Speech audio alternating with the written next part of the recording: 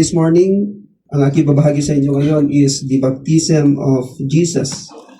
Okay, the baptism of Jesus o binautismuhan si Jesus. And let me read to you Matthew chapter 3, verses 13 to 17. Matthew chapter 3, verses 13 to 17. It says, Then Jesus came from Galilee to the Jordan to be baptized by John. But John tried to deter him, saying, I need to be baptized by you, and do you come to me? Jesus replied, Let it be so. Now it is proper for us to do this to fulfill all righteousness. Then John consented. As soon as Jesus was baptized, he went up out of the water. At that moment, heaven was opened, and he saw the Spirit of God descending like a dove, and alighting on him. And a voice from heaven said, This is my Son, whom I love, with him I am well pleased. Dito ay inilalarawan ang pagbabautismo kay Jesus ni Juan Bautista or ni John the Baptist. At ito ay isang mahalagang event o kaganapan kung saan iginigiit ni Jesus o ini-insist ni Jesus na mabautismuhan. Bakit? Upang matupad ang lahat ng katwiran or to fulfill all righteousness. Sabi doon sa ating main text. Mamaya titignan natin kung ano rin ang ibig sabihin yan. Nang si Jesus ay binautismuhan at umahon mula sa tubig, anong nangyari? Amen. Ang langit ay bumukas, ang banal na espiritu ay bumaba na parang kalapati or dove, at isang tinig mula sa langit ang nagsabi, ito ang aking minamahal na anak na lubos kong kinalulugdan, or this is my Son whom I love, with him I am well pleased. Ang mahalagang event na ito ay nagmamarka ng simula ng public ministry ni Jesus at ang pagpapatunay ng kanyang pagkakakilanlan or identity bilang anak ng Diyos or as the Son of God, at isang pagpapakita o pagpapatunay ng Trinidad or a demonstration of the Trinity. Okay, unang bahagi natin mga kapatid, John's water baptism ministry o ang ministeryo ng bautismo sa tubig ni Juan. In Matthew chapter 3, same chapter ng ating main text, doon sa verse 11, it says, I baptize you with water for repentance. Ano sabi doon? I baptize you with water for repentance, but after me comes one who is powerful than I, whose sandals I am not worthy to carry. He will baptize you with the Holy Spirit and fire. So, itong ministry ni John the Baptist of water baptism ay para saan? Is for repentance. Okay? Ganon din sa Mark chapter 1 verse 4. It says, And so John the Baptist appeared in the wilderness preaching a baptism of repentance for the forgiveness of sins. Again, ano ulit ang water baptism ministry ni John? Repentance. Amen. Is for repentance. Ha? So, clear yun mga kapatid. Now, paano binautismuhan si Jesus? Paano siya binautismuhan? In the name of the Father. Sprinkle ba? O kaya buhos-buhos ba? Ayun. Siya ay inilubog ni Juan sa tubig. Gaya ng sinasabi sa ating main text na umahon si Jesus mula sa tubig. So, ganon ang pagwa-water baptism. Ano po? Nilulubog.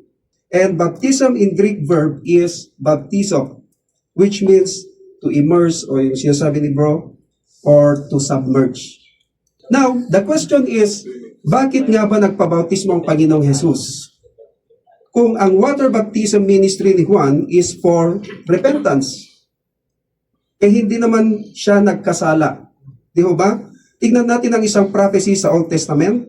In Isaiah chapter 53 verse 9, it says, He was assigned a grave with the wicked, okay, one yon, and with the rich in his death too, though he had done no violence, nor was any deceit in his mouth. Okay, tatlo yan, natitignan natin. This is a messianic prophecy o propesiya sa isang darating na tagapagligtas na naglalarawan sa di makatarungang kamatayan at paglilibing ng nagdurusa na lingkod, na nagsasabi na ang kanyang libingan ay ginawa kasama ng masasama, ngunit kasama ng isang mayaman sa kanyang kamatayan, sa kabila ng walang kasalanan o panlilinglang. And this prophecy it points out to Jesus' crucifixion, kasama ang dalawang criminals in Luke chapter 23 verses 32 to 33. Gaya ng sinasabi ng prophecy, he was assigned a grave with the wicked. Okay, one yon. At pagkatapos ay kinuha ni Joseph of Arimathea, a rich and prominent man. Alin ang kanyang kinuha? Yung bangkay ni Jesus. At ibinigay ang sarili niyang bagong libingan or new tomb for Jesus' burial. We can read that in Matthew chapter 27 verses 57 to 60. Okay, 2 yun. Gaya ng sinasabi sa prophecy, and with the rich in his death. Ano pang sinasabi sa prophecy? Doon pa rin sa Isaiah chapter 53 verse 9. Doon sa last part, sabi doon, though he had done no violence, nor was any deceit in his mouth. Sa Tagalog, kahit na siya'y walang kasalanan o nagsabi man ng kasinungalingan. Ang prophecy na ito ay nagsasaad na ang lingkod na tinutukoy dyan ay ganap na walang kasalanan or perfectly sinless. At ang fulfillment na ito o ang katuparan nito ay kanino? Sino yung namuhay dito sa lupa na mayroong perfect life or sinless? Si Jesus. Okay? Ang ating Panginoong Jesus, gaya ng sinasabi sa 1 Peter chapter 2 verse 22. Okay? It says, he committed no sin and no deceit was found in his mouth. You can read that also in Hebrews chapter 4 verse 15 and 1 John chapter 3 verse 5. Bibigyan ko kayo ng homework.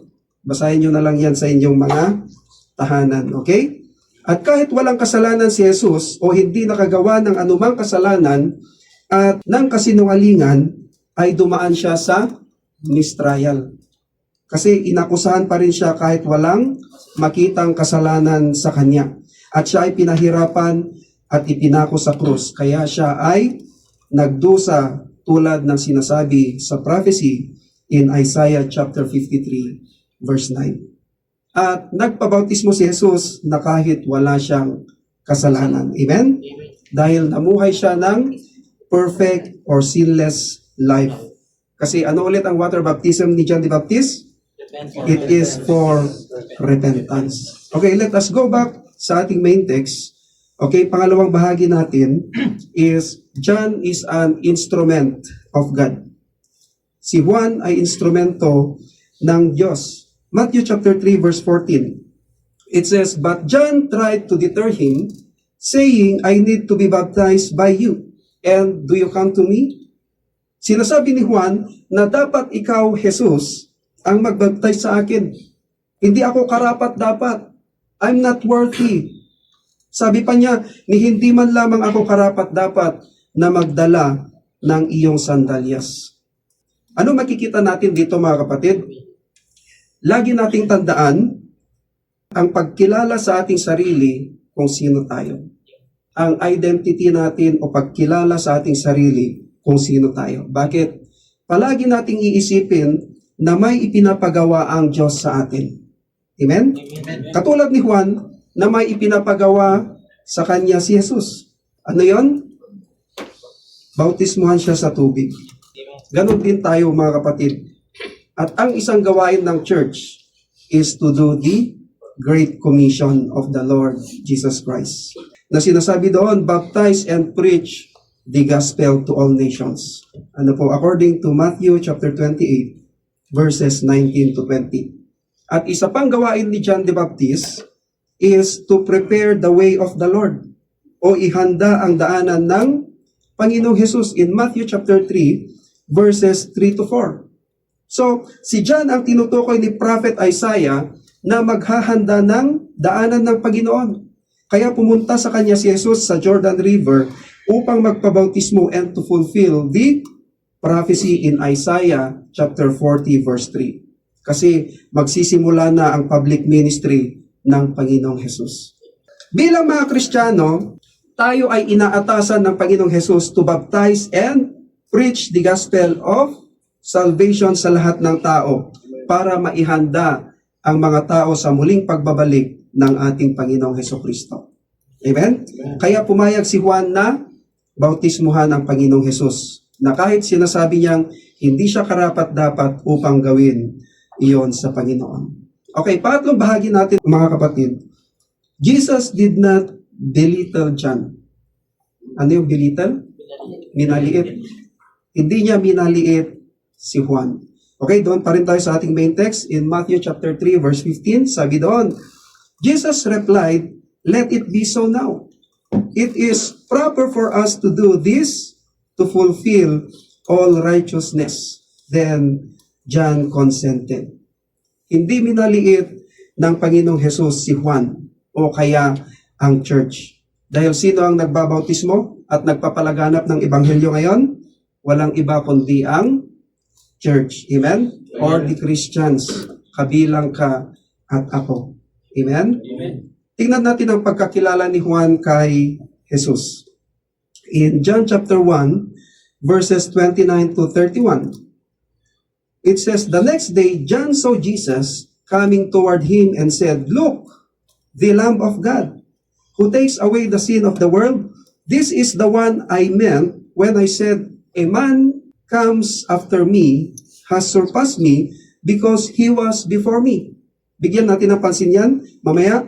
"I myself not know him, but the reason I came baptizing with water was that he might be revealed to Israel."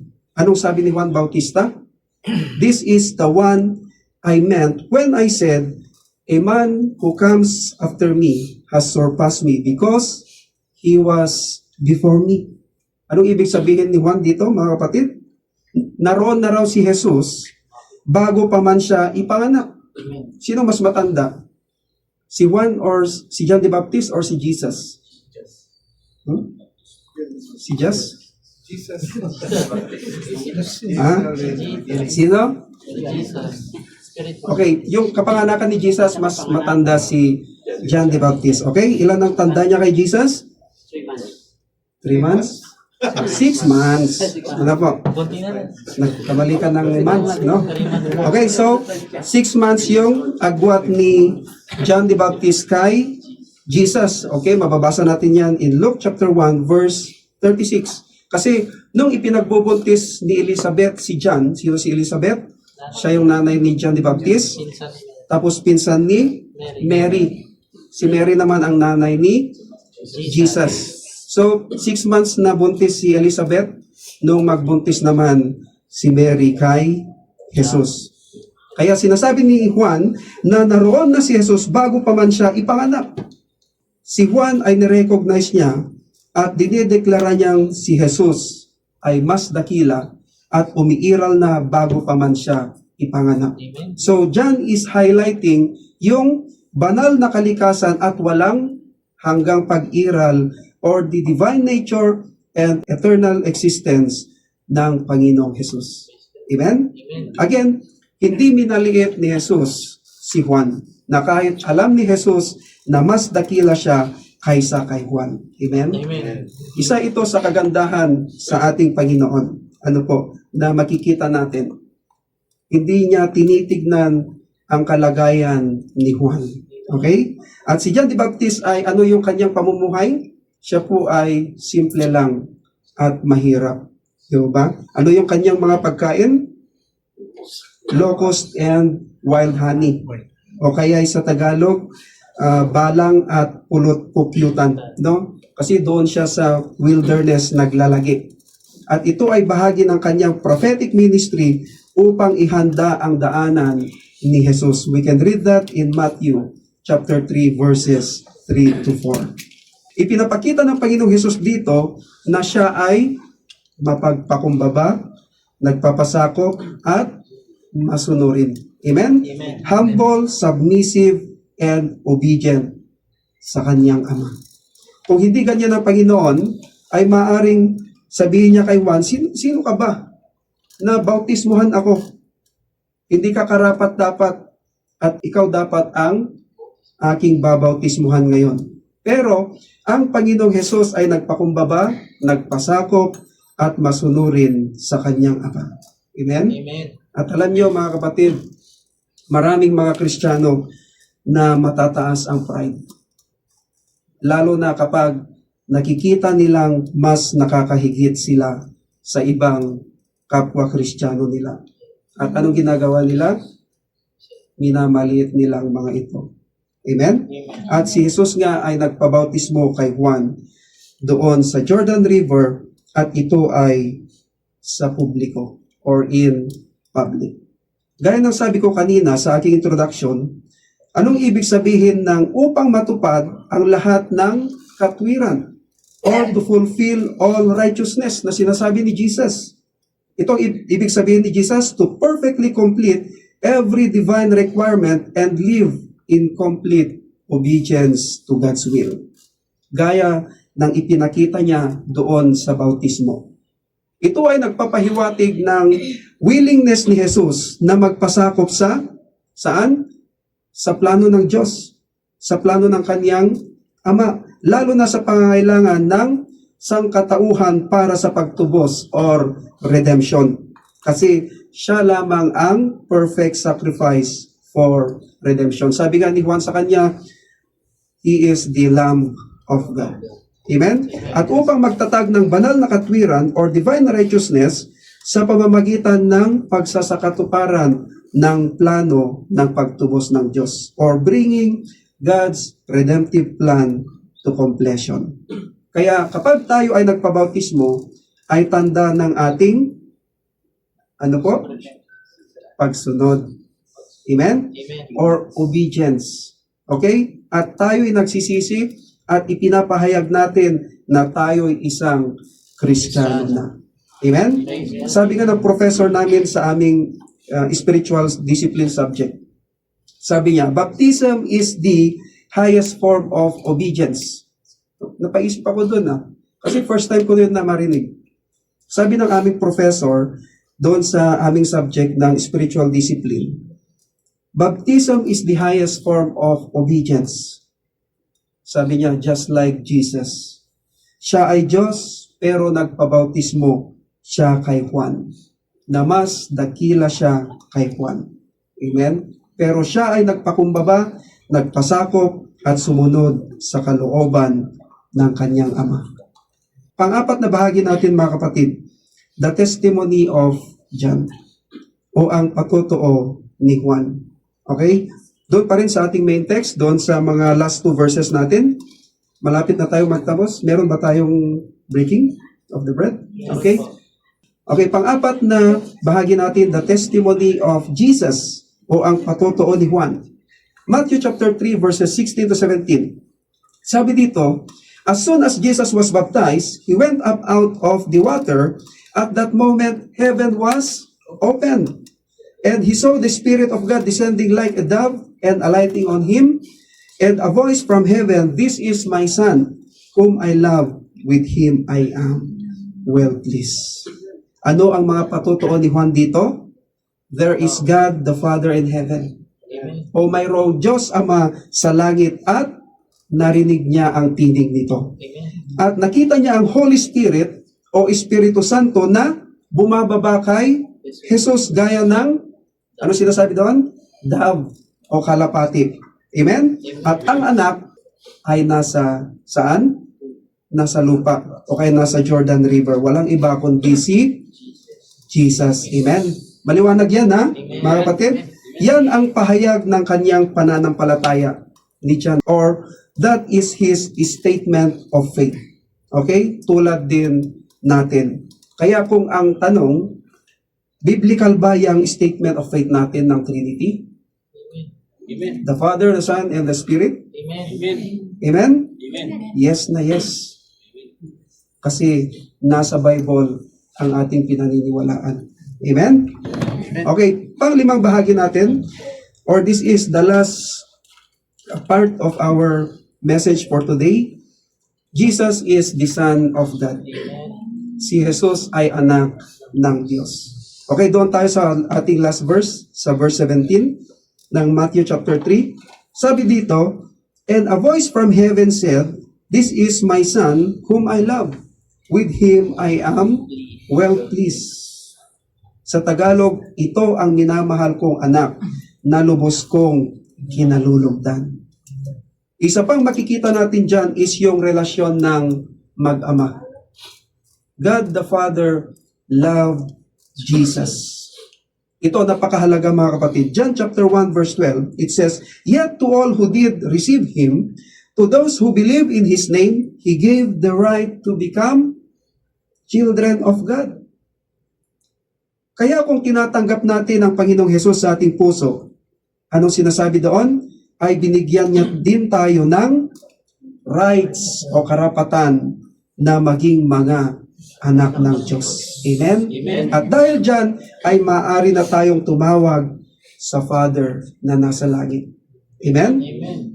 At dahil tinanggap na natin ang Panginoong Hesus sa ating puso, at tayo ay masunurin sa Kanya, even nga ang ating Panginoong Hesus, di ba, sabi niya, upang matupad ang lahat ng katwiran or to fulfill all righteousness, ay kinalugdan din tayo ng Ama. Amen? Amen. Tulad ng sinabi niya kay Jesus, "With Him I am well pleased." Praise God.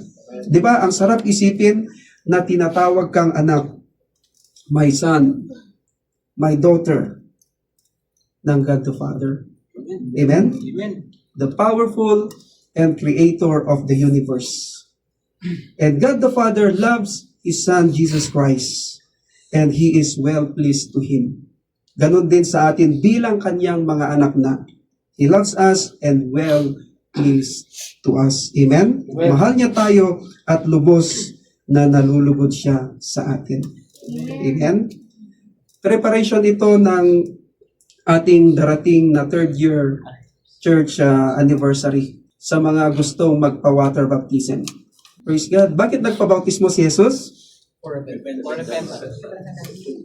Una, to fulfill the prophecy. Okay? Na sinasabi na Isaiah na si Juan Bautista ang maghahanda sa daanan ng Panginoong Hesus para sa simula ng kanyang public ministry. Kasi si Jesus ang darating na Messiah o tagapagligtas. Pangalawa, si Jesus ay nagpakumbaba, nagpasakop at sumunod ng buo sa kalooban ng kanyang Ama. Amen? At inaasahan tayo ng Panginoong Hesus as a church na isagawa din natin ang kanyang Great Commission. Amen. Basahin nga ulit natin yung Matthew chapter 28 verses 19 to 20. Paborito to ni Bro Rendel na gustong-gusto ko rin binabasa. Sabi doon, "Therefore, go and make disciples of all nations, baptizing them in the name of the Father and of the Son and of the Holy Spirit, and teaching them to obey Everything. everything." No, kabilang na dyan yung baptism and love God and love thy neighbor. Ituloy natin basahin. "And teaching them to obey everything I have commanded you, and surely I am with you always to the very end of the age." Amen? Bago natin isagawa ang mga ito, to baptize and to preach the gospel to all nations, is why not naumpisahan muna natin ito sa ating mga sarili. Amen? Baka mamaya nagsasabi ka ng baptism, tapos ikaw pala hindi baptize. So, ang baptism ay obedience to the will of God and declaring that you are a Christian or a believer and follower of the Lord Jesus Christ, who is the Savior of humanity. Amen? Now, let me end with this mga kapatid. Hindi ko siya nailagay sa aking presentation. Romans chapter 6 verses 3 to 5 or 3 to 4 na lang. Okay, sabi dito, "Know ye not that so many of us as were baptized into Jesus Christ were baptized into His death. Therefore we are buried with Him by baptism into death, that like as Christ was raised up from the dead by the glory of the Father, even so we also should walk in newness of life." So this is the symbolism of baptism mga kapatid. Anong sinasabi sa verse 3? Sabi ni Apostle Paul, they were baptized into Jesus' death. So, ibig sabihin, pag nagpa-water baptism tayo, pag nilubog ka doon sa tubig, ikaw ay namatay na sa iyong mga kasalanan. Okay? O kaya inilibing na yung lumang pagkatao mo or yung lumang pamumuhay mo. Amen? Then sabi sa verse 4, therefore we are buried with Him by baptism into death. Okay? So, nung tayo ay inilubog, namatay tayo nakasama ni Kristo. And sabi doon, that like as Christ was raised up from the dead by the glory of the Father, even so we also should walk in newness of life. So nung pagkaahon natin, meron na tayong bagong buhay kay Kristo. Amen? Naintindihan ba natin yung water baptism? Yung mga nasa likod? May naintindihan ba tayo? Amen? So this is a preparation for the coming third year church anniversary, mga kapatid. Kung sino po yung mga nais magpa-water baptism, ay magsabi lang po. Amen? Amen? So nag-amen si Sana. Ikaw na pong una? Amen. Okay. Amen. Okay, so magsabi lang kayo kay Ate Lani siguro. Amen. Amen? Hoping mga kapatid is may natutunan tayo sa mga sandaling ito. Amen? Nice ko pong magsitayo tayong lahat.